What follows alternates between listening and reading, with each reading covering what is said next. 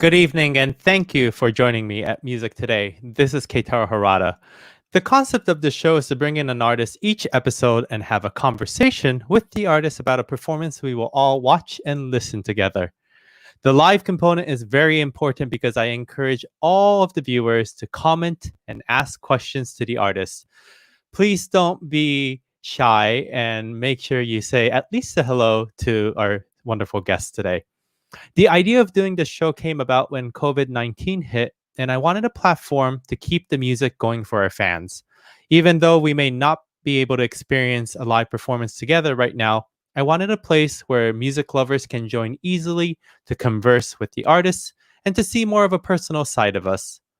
Music Today is a bilingual show. The live streams during your evening will be in English, and the shows that broadcast during your morning time will be in Japanese for the fans in Japan. If you want to improve on your Japanese skills, you're more than welcome to watch the Japanese interviews too. You can actually use the subtitle button somewhere around here after the live stream ends, so you listen in Japanese and read it in English. I recently updated my website to have a better access of all the music Today calendar.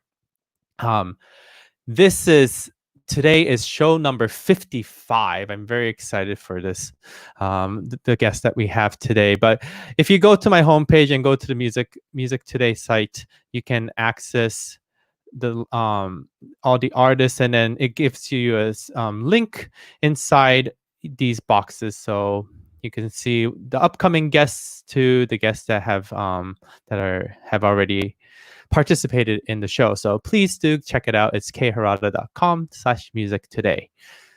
Now, without further ado, I'd like to bring in our guest for tonight. Since we on this side cannot hear you applaud, please do me a huge favor and use the comment screen at the bottom to put some clapping emojis, or you could put clap, clap, clap, or you can just say hello or bravo or anything to make our wonderful guest Roger embarrassed.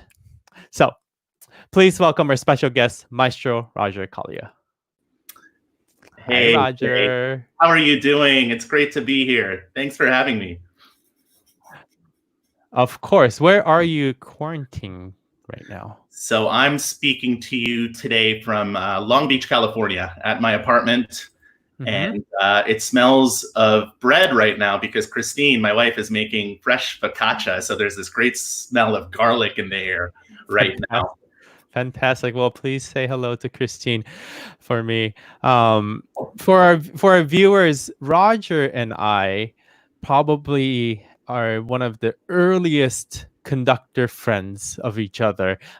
Earlier in the show, about 2 weeks ago, I had a conductor named Daniel Black join us, and Daniel is definitely the first conductor friend I had at a workshop, but Roger comes at a close second, and we have gone to so many cities around the world participating in conducting workshops. We're both the same age, and we have, oh my gosh, we've traveled together to countless places. Yeah, I was just talking to Christine about this. I think we met in 2007 or 8. I think it was Winnipeg, Canada, for a conducting workshop, and then Macon, Georgia, for that workshop at Mercer University. And yeah, it's been wonderful. Congratulations on all your success, Kay. Yeah. And we're, I know we're both extremely grateful to be in the positions we are.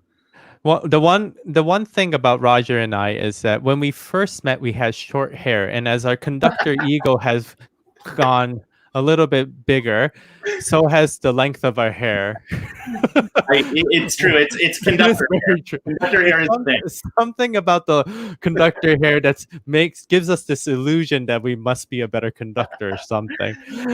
Right. We talk products. We do talk about hair products. We rarely talk about music. We talk about what kind of shirt we wear. We kind of talk about the tails. We go. everything about music.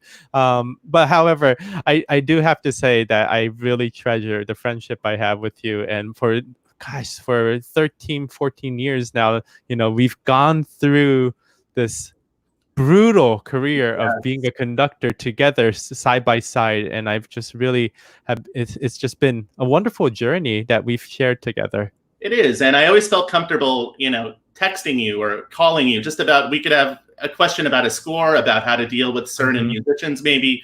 And it's been just really nice to have that, just so you know, man. So I really appreciate it. Yeah. Well, I've always felt very comfortable ignoring your text, but feeling still the love.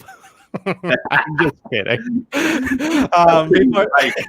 Before we, people who are watching know, you realize that Roger and I are just really, really close friends. Before we start, hellos from Dave Lake from Savannah. Hooray, Roger! Thank you. Yes, he's with Santa Monica. Yep. Janet Murphy, hello, thank you. Yeah, probably the bread. She's Rosalind's with Pacific Symphony. She's one of our dear board members and supporters. Fantastic. She says that I noticed the longer hair over the 5 years here in California. Yes, it's true. Well, and yeah, it's very true. Longer hair for more drama. Yes. What can I say? And after all, we see you from behind all the time. So hair is important. Dave, yes, exactly. That is true, Dave. Yes. All right. Yes. All right, let's go to serious talk. So let's talk about this music. Double Concerto for 2 Violins by Sheridan Seyfried. Is that right? You got it. Yes.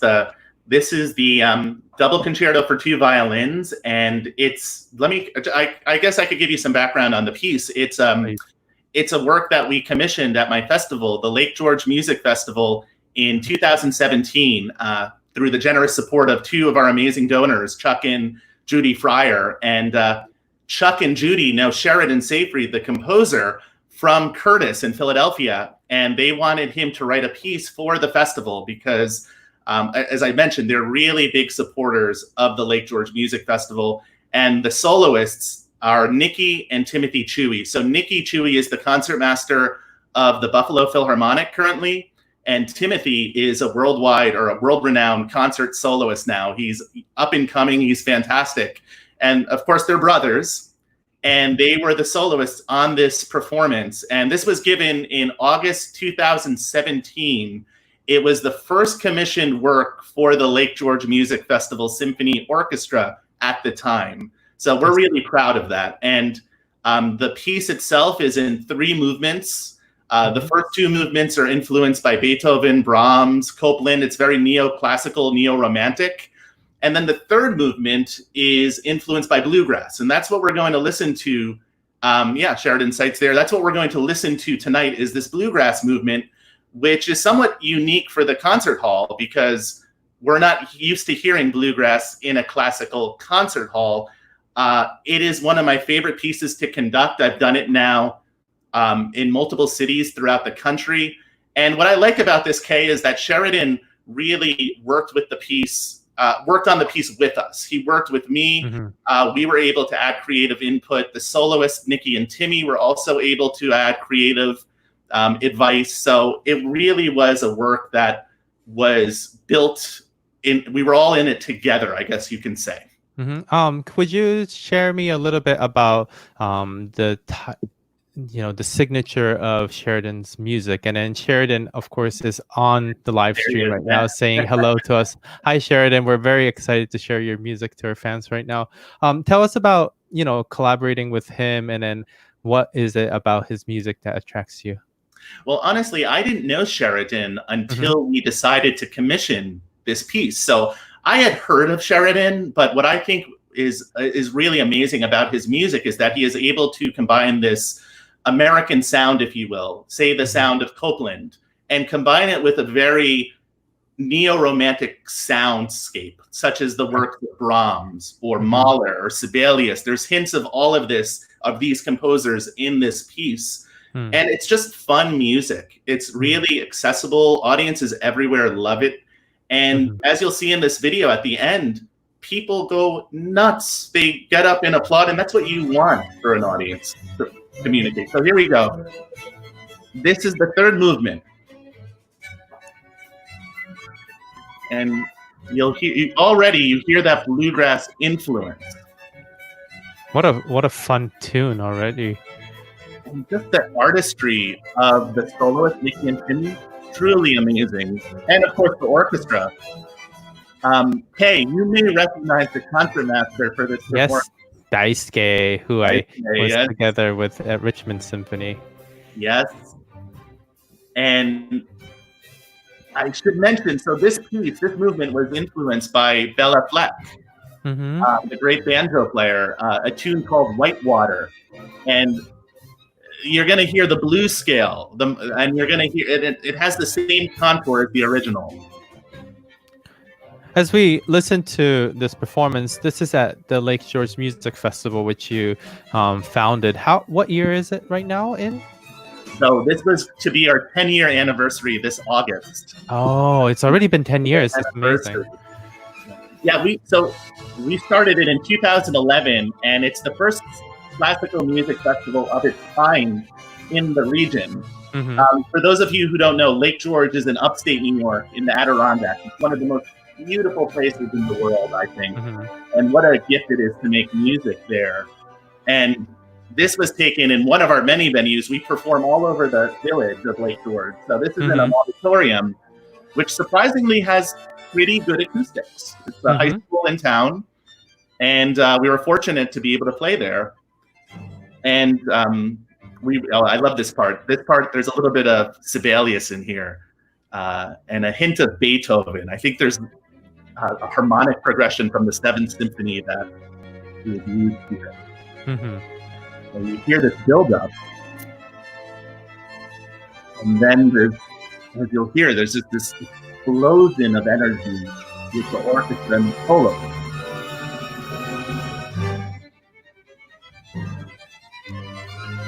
A little bit of a cello rondo here. But what I love about it is it's a really give and take. It's a dialogue between the orchestra and the soloists. And, there's not that many double violin concertos out there that is written recently. I don't really know of any, Kay. I know, of course, the Bach double, which is not recent. But this is one of the first that is recent. And here's the end. Wow. Yeah. So much energy, so much fun, and you can just see in everyone's face that they're enjoying it. Yeah, and we're together for 2 weeks, like day and night. The musicians and myself and the directors. There are two other directors, Alex Lombard and Barbora Kolarova, and we started the festival. So it's like a family for 2 weeks. It's not like a union orchestra where you're on the clock, you're watching time.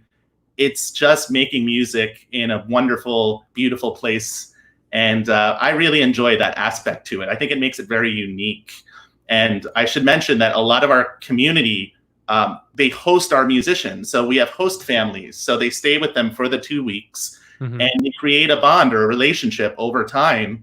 So what I think is so unique about this festival is the high artistic level, but also this connection with the community, which is so very important. Wonderful. For our viewers, you can find more of Sheridan's music at sheridanseyfried.wixsite.com. Please go check it out. And we already have wonderful comments from Dave saying, so excited to hear a new composer to me.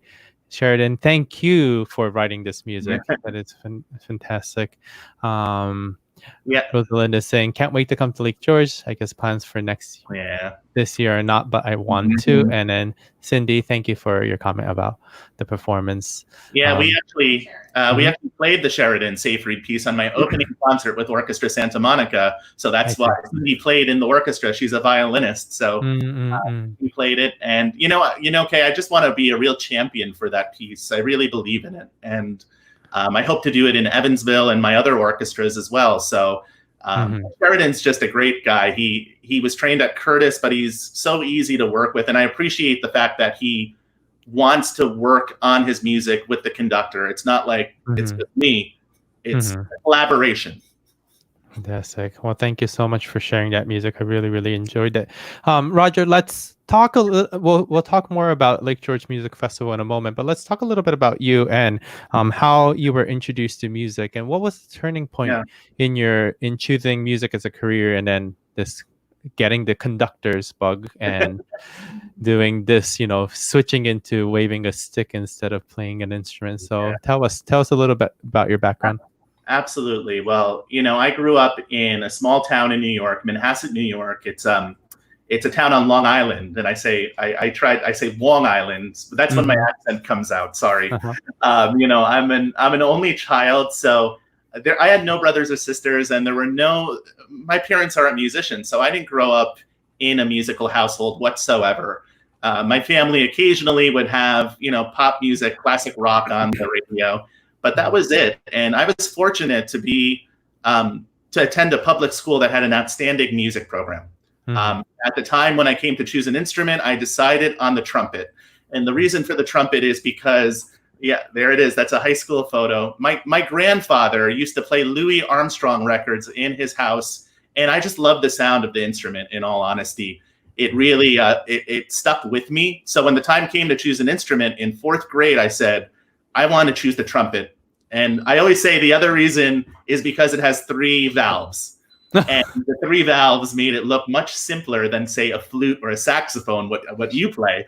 Right. So I decided, you know, how hard can this be? But actually, it's a very challenging instrument. It's a very difficult instrument. I remember doing all these different buzzing exercises as a kid, and my lips were ready to fall off. I would have to ice them at times because it was very difficult. But, you know, as a kid, I played in the jazz band. I was in the marching band.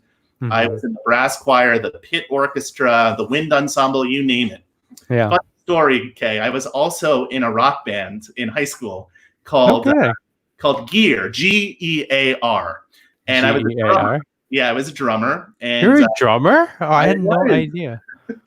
I played rock drums. It was kind of like an alternative heavy metal type of band. Okay. So we even recorded an album. So I just wanted our friends and audience. Where can we access that album? That is hidden information. You are not allowed to hear this because actually, I'll be honest with you. The band is very good. The singer is god awful. And that was the problem. Musically, it was very good, but the singing quality was just not very good. So were you cool enough to have a MySpace account? I was. We posted some stuff on it. Okay, good. And at the time, I think I had spiky hair, and my hair in front was dyed blonde. It was the worst thing I ever did. But that's sort of like that was what you looked like when we first met, though. It was shorter. It was spiky. I didn't dye it though when we met. Okay. It wasn't dyed. So so from the trumpet boy, where does the conducting come along? Yeah, sure. So a big turning point for me was when our high school band at my school, we attended an open rehearsal of the New York Philharmonic at Lincoln Center. And up until this point, I had never heard a live orchestra. And I didn't know what to expect. The work being rehearsed was Stravinsky's The Rite of Spring. Okay. And, you know, as a kid, The Rite of Spring to me sounded like heavy metal in a way. Like it was very much one of those pieces that had a lot of angst and power in it. So I was really moved by this. And the conductor was Zubin Mehta. Like Zubin was great there. Yeah. And I was blown away by that. And it really stayed with me, the experience. And then fast forward 1 year later, I joined my local youth orchestra, the Metropolitan Youth Orchestra of New York. And we went on a 2-week tour of China. And I auditioned. I remember auditioning on a Louis Armstrong solo. It wasn't even an orchestral piece. And I said, I'm probably not going to get in. You know, at least I tried. Yeah. And the next day, though, I got the call. And I was the second trumpet player. And it was just, I mean, unbelievable experience with these audiences who were so receptive and supportive. And not only that, I mean, here we are, we're high school kids, and we're signing autographs, and we're treating like rock stars. But it wasn't about that as much as the music. It was the repertoire. Sure. You know, the repertoire to be able to play Rimsky-Korsakov, Bizet, Brahms as a high schooler is it's what a treat, you know. And these were musicians who were quite good. Like these were the cream of the crop from Long Island in the New York City area. So for me, it was very inspiring not to be at the top. I was kind of probably in the middle, honestly. I wasn't, and it was just really inspiring to grow from that experience. So that was what made me want to actually go into music. And we had a fantastic conductor who was very inspiring. And that's when the conducting bug was put in my head, I guess you can say. And then college came along, and I took a conducting class, and the rest is pretty much history, honestly. I had many opportunities then, and I went to SUNY Potsdam, which is a school in upstate New York, near Canada, about 20 minutes near Canada. And I was a trumpet performance major and a music education major. And like I said, it was this conducting 101 class. I'm sure, Kay, you had to take these also. And I felt really comfortable. And at the time, I found that playing trumpet was actually quite stressful for me as I got later in my career. I was very nervous when I had to play like a solo recital or a solo in the orchestra or band. I couldn't do it. My lip would quiver. So conducting came much more naturally to me personally. And then, you know, one of the greatest mentors of all time is David Efron, who, you know, really, I feel was the right person, right fit for you. I had also studied a little bit with David, not as extensively as you, but I took several lessons when I was going to school at University of Illinois. And he, you know, share us a little bit about Maestro Efron. Well, Maestro Efron he's a true inspiration to me. When I got into Indiana, I'll be honest, I didn't understand music, really. I was a very good technician. I don't want to say like I didn't know how to read a score. Of course I knew how to read a score. But it was Maestro Efron that really brought out the music from me and how to speak to musicians and how the gesture affects the sound. I always say my master's was a wonderful experience. I was in Houston, Texas with Mr. Krager, one of another wonderful mentor. And he taught me the technique, really how to be as clean and clear as possible. And then I always say Maestro Efron continued the technical aspects, but he really focused on bringing out different elements of the score. I mean, Kay, there are times where you see Maestro Efron conducting and he just puts the baton down and lets the orchestra play. It was like this sense of really trusting the orchestra. He taught me how to trust the orchestra. And he's just fun, you know. He is really fun. He's a fun guy. I'll be honest, I cried after some of our lessons because he was so rough on us in a good way. At the time I didn't know it was for the best, but he really he really cared for his students. And like I say, now whenever I'm back in Bloomington, we go out for a bite to eat, and he's looking good. He really is. He's 80 years old now, and he is more fit than ever and sharper than ever. So I'm sure he's such a wonderful mentor. One of the common denominators, Roger, you and I have is, you know, we kind of started conducting around the same time, and in our career building up was also very similar in the sense that we both. Our first break was with the training orchestras, whether it be a youth orchestra or young professionals orchestra. You had the Young Musicians Foundation in the West Coast, but youth orchestra is, you know, as you said earlier, you had your tour to China. When you were in youth orchestra, there's something really magical about working with the young musicians, and I wanted to share to our audience one performance of you conducting the Firebird. Tell us a little bit about this youth orchestra that you have. Yeah, Kay, this orchestra was my most memorable and meaningful experience during my 5 years at Pacific Symphony. So just so everyone knows, the Pacific Symphony Youth Orchestra is part of the Pacific Symphony, which I was the associate conductor. I was first assistant, then associate conductor for 5 years. I'm just wrapping up my tenure actually next week. And this orchestra, the youth orchestra, consists of 100 of the most talented high school students in Orange County. Some of them even come from San Diego, which is about a 2-hour drive. So they're really dedicated. They go through a rigorous audition process, but they are some of the finest young musicians that I've ever had the privilege of working with. They come prepared, they enjoy the experience, and we've been able to perform some of the great masterworks like the Stravinsky Firebird Suite, Mahler Symphony No. 1, Strauss Rosenkavalier Suite, Tchaikovsky 4, you name it. And my heart breaks because we were supposed to go to Vienna this summer Oh. And it had to be canceled, the tour, of course, because of COVID.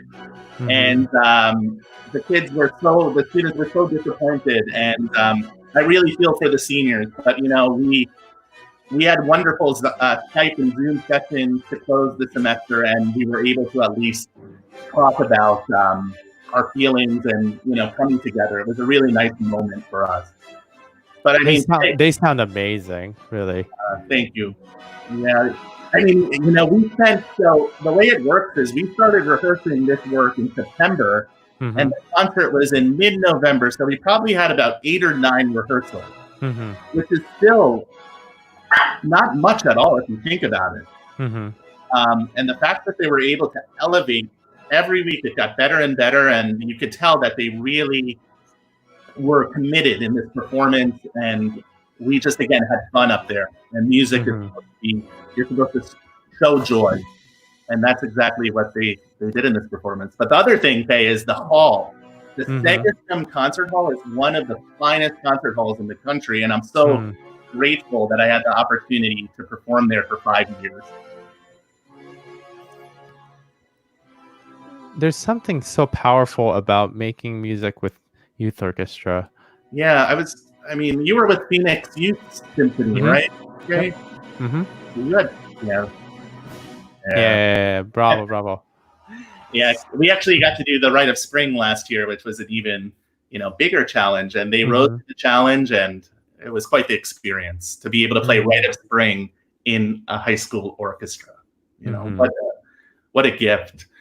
But that sounded professional, very impressive. Well, and then it really caters to your training of them, because the youth orchestra by itself doesn't play. It really requires the artistic director to guide them and inspire them to get to make wonderful music together. So thank you, David, for the David up front. Brevard Music.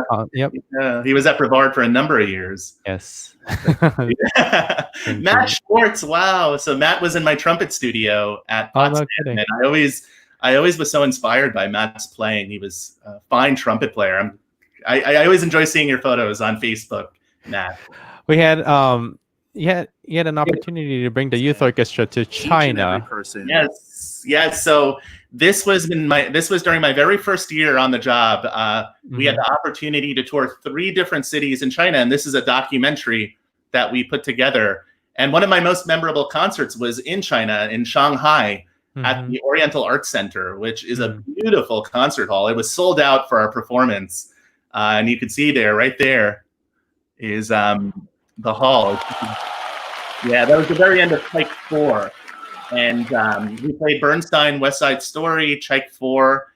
And one of the most memorable experiences about that trip was the side-by-side concert we did with the Shanghai Model School, which was a high school youth orchestra. And seeing that cross-cultural understanding of music was fantastic. Being able to communicate, because a lot of them did not speak English. So being able to play side by side through music, it was really a really uplifting experience. And I still remember, it was funny. We didn't know it was a performance. We thought it was a rehearsal. So we get to the theater, and everyone is dressed in like their tuxedo. This orchestra, they're in tuxes and tails, and here we are in our t-shirts. And the director goes, "All right, you guys are on national TV in 5 minutes." And it was a thrill, but I felt so embarrassed. A little bit of lost in translation. Exactly. So fantastic. Well, let's circle back to the conversation about Lake George Music Festival and about this past season. I have a quick promo video that I want to share everyone. Yeah. So the promo video was actually it was from last season. And it was, as you can see, every August we do a 2-week classical music festival in Lake George, which is in the Adirondack Mountains. It's stunning. And there are no master classes or educational activities. It's strictly performance-based. So 2 weeks, every night, we're playing 2 to 3 performances every day, every night in all different venues. throughout the city. As you'll see in this promo, these are all different churches, steamboats, hotel rooftops, nightclubs, auditoriums, amphitheaters. And we joke a lot and we say we take over the village for 2 weeks because honestly, that's what we do. There's music everywhere while we're in town. And we've been fortunate to have the support of amazing donors and people who are really dedicated to the festival. We do a lot of pre and post-concert events where they cook for the musicians and the community, and they really are invested top to bottom. I mean, they really care about the festival, and just to see it grow over time has been really inspirational. I mean, we started with 15 musicians, and over those, over the first year it was 15 musicians. It was 3 days. It was really grassroots. And the second year it was expanded to about 30 musicians, about 5 days of events.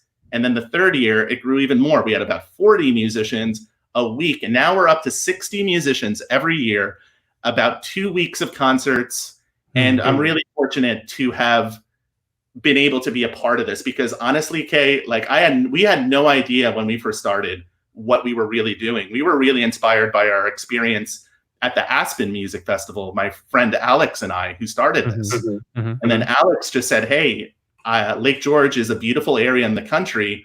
Why don't we try and start our own music festival? Because nothing like this has been ever done in this community. So it's one of those places that's, you know, picturesque. You have the river, you have the mountains, and it's just an outstanding place for music. So that's why we chose Lake George, because of that picturesque quality and because people are really interested in music of all types. So we don't just do classical music, we do new music as well. And I actually created a series called Sounds of Our Time, which features indie folk groups, electronic dance music groups.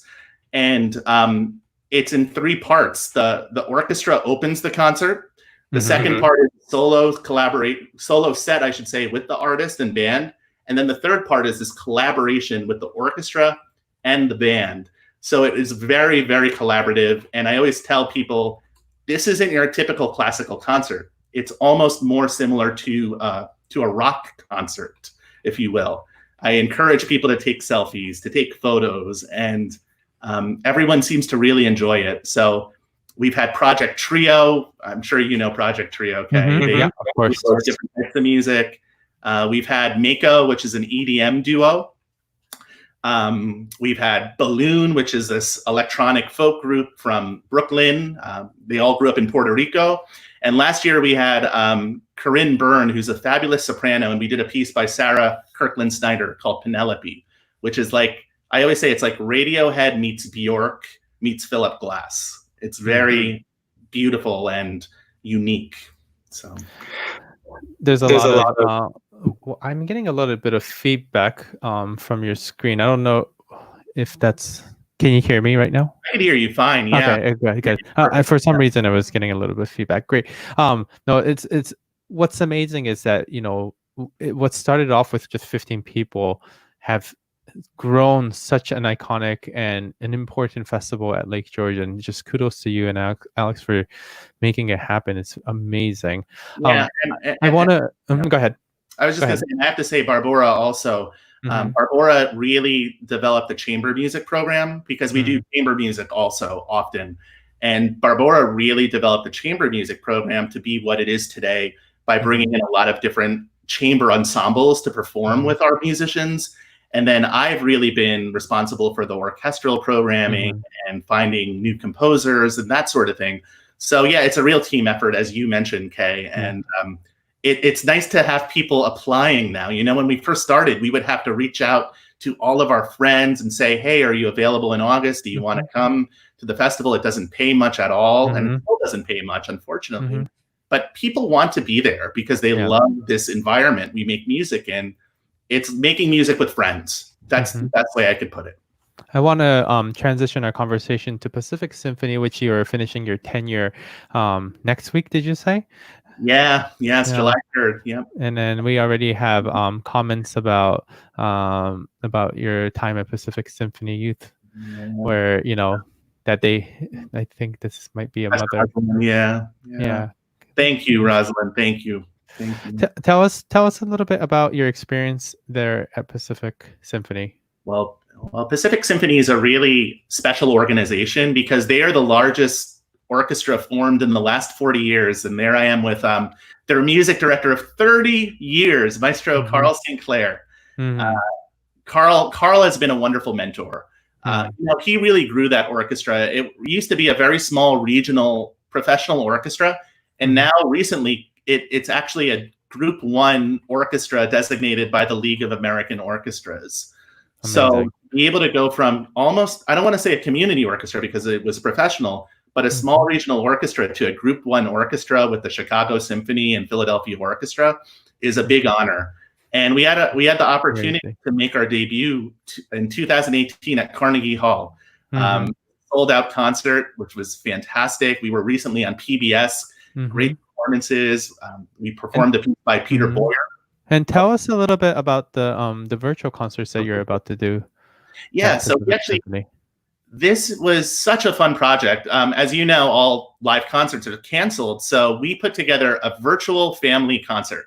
And Pacific Symphony has a really special relationship with John Williams dating back to the 80s when the orchestra was first formed.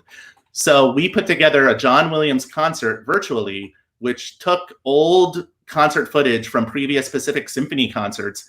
And I actually hosted this virtual concert. So I interviewed musicians from the orchestra who played with John Williams. Actually, John Williams himself was interviewed, which was so cool, to have John Williams on the screen. Yeah, that's really wonderful. What a wonderful musician and man.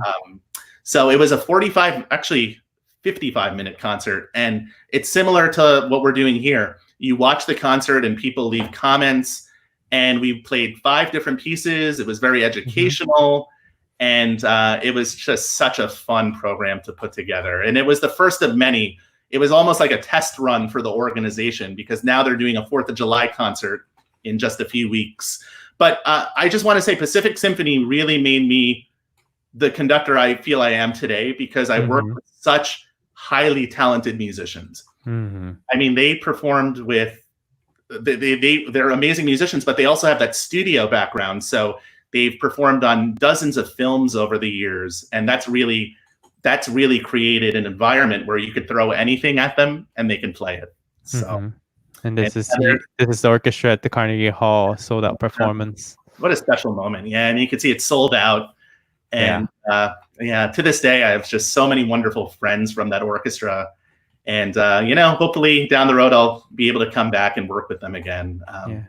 Norman, our colleague, conductor friend, who is saying awesome idea probably about the film, the virtual family concert. Norman will be joining us on Music Today in the coming week. So transitioning over to Evansville Philharmonic Orchestra, tell us about that. Yeah, so recently I was appointed the new music director of the Evansville Philharmonic. And it's really almost ironic. This is an orchestra that I didn't grow up with, but when I was at Indiana, I had a lot of friends who played with the Evansville Philharmonic.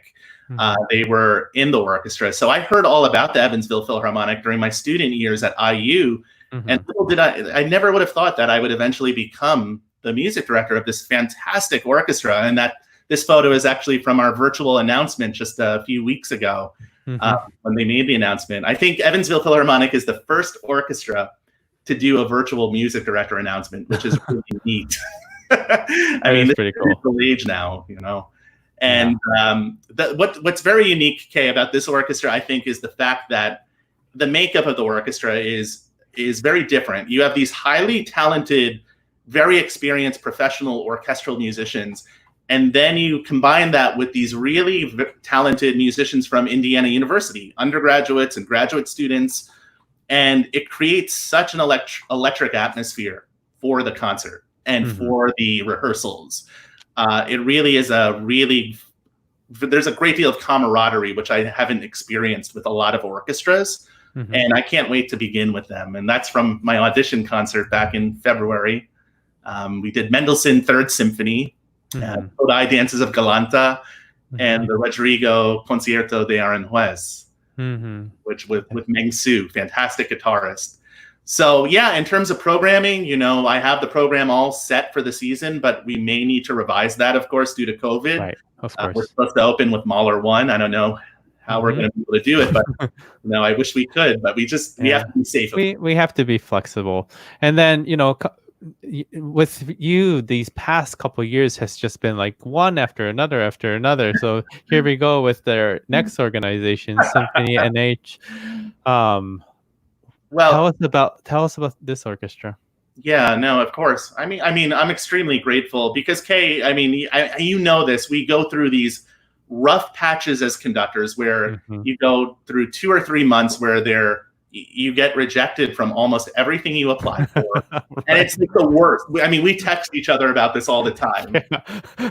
It's like, did you apply for that? Did you get the rejection letter? All right, good. We're on the same page. All right, next. Right. And then it's like, do you know if he got rejected too or she? But it's, I miss the days when we actually got it in the mail because I could actually burn that paper. But then nowadays it's just by email. I don't get the satisfaction of clicking on the delete button anymore. Right. Yeah, that's right. Regardless, tell us about this orchestra. Symphony New Hampshire. It's a wonderful organization as well. They are the oldest professional orchestra in the state of New Hampshire. April 2023 is actually going to be their 100th anniversary.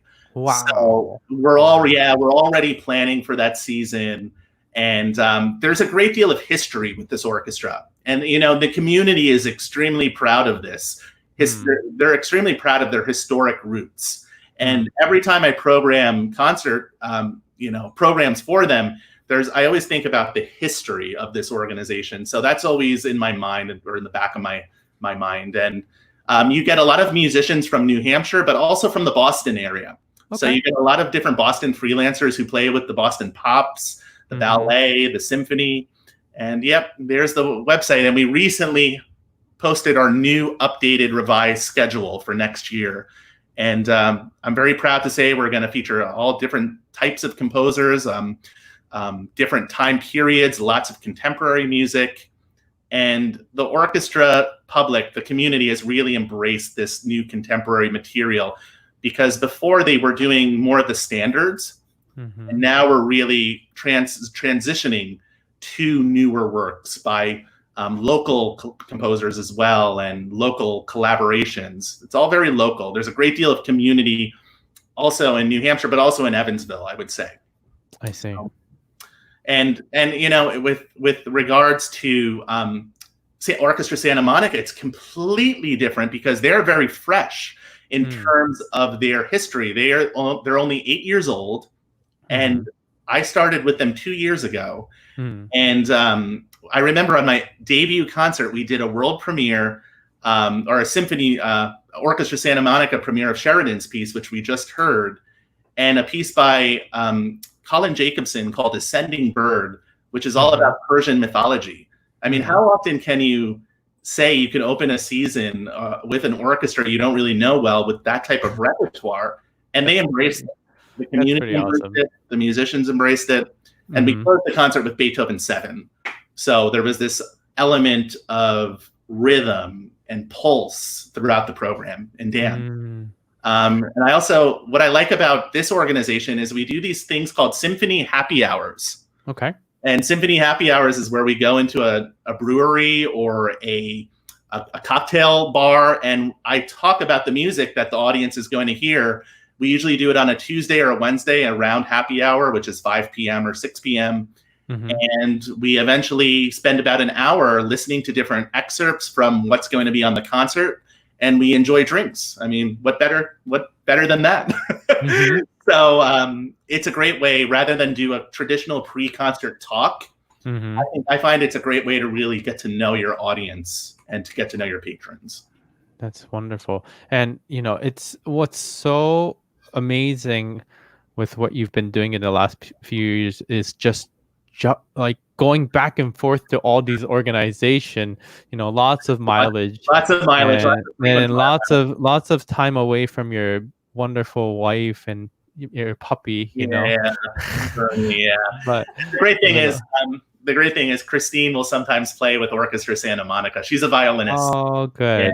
Yeah. She will play sometimes. And Bernie, you've met Bernie. He's Yes. he's a great little dog. He's been to some of my outdoor concerts. So. Oh, good. Well, Yeah. I'm glad that Bernie gets to enjoy some of your music making. So, one final thing that I also want to share to our fans is from classical to rock. This is quite different, and in a really awesome way. Tell us a little bit about it. I'm gonna play a little bit of music in the background as we listen. Well, From Classical to Rock is an organization. It's a nonprofit that puts together rock groups, classic rock songs, and collaborates with an orchestra that is a youth orchestra. So for this concert, it was a benefit concert for Orange County Music and Dance, and we had Johnny Resnick from the Goo Goo Dolls, Iris, one of the most popular pop songs of the 90s. And we were able to have him perform with this group of young musicians. And I still remember their faces because they're used to playing Mozart and Beethoven. And then when they were in this rock environment, it was a whole new feeling for them. I mean, there was smoke machines. You could see lighting effects, projections in the background. We had a chorus. And this concert was, like I said, a benefit concert for music education. So it had a really special cause and purpose. And the charts were arranged specifically for this concert. We had an arranger arrange them for the band and the orchestra. Interesting thing, Kay, was that the band doesn't read music. Like the rockers didn't read music. So when we were rehearsing, I would say measure 35, and they would be like, where is that? So it went back and forth a lot. So I would have to sing it for them. Yeah. No, this is absolutely fantastic. And what I love about this and of all the activities that you do with the other organization is the fact that music is absolutely borderless with you. It doesn't matter if it's rock and roll, if it's movie music, if it's contemporary music, if it's Beethoven, Mahler. Music is still music, and then you provide an opportunity for audience of all ages, all colors, and everyone to enjoy it, because simply live music is something that we do, and this is our profession, right? So I love how much of a borderless conductor you have, put yourself out there, and it's very much a 21st century musician. I have to say. Thank you, Ted. Thank you. I appreciate that. And I know you also conduct a number of movie scores, and I know you're of the same mindset as I am, and I think it's the future of music. Honestly, is this mindset? For sure. With all of my guests on Music Today, we touch upon the current affair. And one of the questions that I want to ask you is, tell us how Black Lives Matter means to you and how it influences your musical activities specifically. Yeah, sure. Well, honestly, this is an important movement. I feel that has been years in the making, and one in which, I support. Speaking as a musician and as a music director, I think we need to make our music look more like our world, meaning that our program should include composers of color, female composers, and that we should partner and collaborate with a diverse set of artists. I think for far too long, we've only presented composers of color on so-called special events, rather than on subscription or classic concerts. And I've always been a champion personally of these voices. And I feel like part of our mission as musicians and conductors is to diversify our repertoire and introduce audiences to new works. So I'm proud to say that the organizations I've worked for are really promoting these underrepresented voices in our industry. I mean, to give you an example, Symphony New Hampshire, every season we invite a guest artist, past winners of the Sphinx competition in Detroit. And last year we had the wonderful violinist Anel Gregory. And for our upcoming season, on our subscription series, not even a special event series, which we're including works by William Grandstill, Valerie Coleman, Jesse Montgomery, and we're collaborating with klezmer groups and different groups in the community. I think it's so vital. And as a half Indian composer, I'm proud to say that even with orchestra conductor, I mean, I'm proud to say we're championing composer Reena Esmail. I don't know if you know Reena, but she has an amazing voice on the scene right now. And she combines Indian classical music with Western harmony and music. So it's a very unique style. And I feel it's important for her to be heard and her works to be a part of our standard repertoire. But even with Evansville Philharmonic, I mean, I could go on. We're promoting Persian music this upcoming season with Colin Jacobson's Ascending Bird. And it's a wonderful piece that really celebrates Persian folk dances and so forth. So looking at the broader picture, though, I think there's a lot of work that still needs to be done. And I think we can continue to make improvements as organizations. It's our responsibility to program quality works on our programs to show that these composers can stand alongside classic masterworks by Brahms and Beethoven. But unfortunately, we live in an era where a Beethoven symphony is going to sell more tickets than a William Grant Still or an Amy Beach. And it's the unfortunate reality. And these economic decisions do play into our programming, as it's not entirely up to us as conductors. But I just want to say that I hope our audiences realize is that we aren't choosing these works by composers of color or female composers simply for the sake of their current exceptionalism, but rather these are worthy pieces and composers that hopefully with time can become part of the standard repertoire. And go ahead. Sorry. I was just going to say, and composers that are taught at universities and conservatories. That's the other thing that's missing in our model right now. Speaking of Reena, I wanted to just share that I'm doing a world premiere of Reena Esmail's composition with the Seattle Symphony coming up next season, using a sitar, Grammy-nominated musician Gaurav Mazumdar. So Reena is, of course, a wonderful composer, and very excited to have music written for the Seattle Symphony and us to perform. So. Yeah, one thing I also just wanted to add, Kay, is that I was fortunate, in 2015-16, I really want to give a shout out to this program that I was a part of. It was the Project Inclusion Fellowship program with the Chicago Sinfonietta. And Chicago Sinfonietta is arguably the most diverse orchestra in the country. And the program provides opportunities for musicians of color to meet with Chicago arts leaders from different organizations, and you get to work with the Chicago Sinfonietta. There are specific programs for conductors, which I was a part of, orchestral musicians, chamber musicians, and even arts administrators. So the entire art spectrum is pretty much covered. And what was so great about this experience was they treat every concert like an event. It is so welcoming and so accessible. And all of the demographics in the city of Chicago are covered. You have all different ages and races. And I think this serves as a wonderful blueprint of what is possible in our field. So I hope other orchestras will adopt these types of programs. And it just gave me so many different ideas that I've been able to promote with my organizations now. So I really highly support the Project Inclusion Fellowship and all that they are doing during this time. But they've been doing it for years. It hasn't just been during this time with the current social situation. It's really neat to see that they have been promoting these composers for years. So yeah, within Chicago Sinfonietta, with the leadership of Mayan Chen, has really just done extraordinary programming, and it's wonderful to see many of their activities. So please check out chicagosinfonietta.org. The other social current affairs that I always ask to our guests is about COVID-19. And so performing, music has become such a routine activity for us for so many years. Then all of a sudden, because of this world crisis, performing in public has become extremely difficult. How has your attitude towards music and performing for an audience changed over the last few months?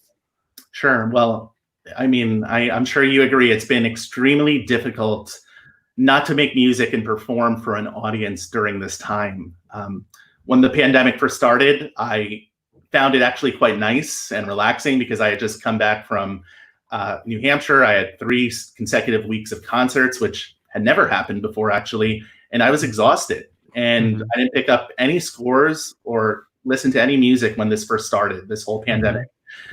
But then April came around, and I became really sad and honestly a little angry. And I love being around people. I'm really social. I love to travel. I love the act of making music with an orchestra. So not being able to do that was really difficult for me. And also, I had just been named music director with Evansville Philharmonic, and I wanted to be with those musicians and our supporters. And, fortunately, they were able to do it virtually, which is great, but it wasn't in person. Right. And we had to cancel our 10-year anniversary at the Lake George Music Festival, which was really hard for us to do. Right. But with that being said, I think the whole pandemic has brought us closer together as artists and musicians. Thanks to virtual platforms, now we're able to connect with people pretty much anytime we want. For example, the EPO announcement was one of the first virtual music director announcements, I think, ever. And that was very special. We had over 100 people from around the community, not even the community, but around the country join us. That wouldn't have been possible in person. Right. It would have just been, it would have been the local community in the tri-state area. But we had my family from India tune in. We had my family from New York, my family here in California. So that's one thing. And the other thing is, I also appreciate the way we've been able to connect with our musicians. Things we weren't able to do before. For example, as a conductor, this, Kay, you have a rehearsal, you go home, and you don't really converse much with the musicians. Well, there's just no time to, because the role of the music director requires so many other meetings and donor functions. So in order to spend quality time with the musician, you really it's quite tricky to build that family relationship. Yeah. That's exactly it. But I'm so happy to say that through Zoom with the Evansville Philharmonic, we were able to do these Zoom town halls with our musicians, which is where we got together. 50 to 60 musicians joined in on a call like this one, and we were just able to talk about and check in with each other and see how each other are doing. We're even able to see musician pets. I mean, that makes everyone happier, Wonderful. And we were able to talk about the upcoming season. So broadly speaking, though, I don't think my attitude has changed really. If anything, it's made me appreciate live performance more, and in-person music making more. And remember, that's what got us into this art in the first place. So, definitely. But the last thing I'd say is, with the availability now of digital performances, sometimes I worry, will we get our audience back into the concert hall? I think everyone really wants to experience live music, but the digital concert experience has given us this opportunity to reach people who sometimes don't have access, which is great.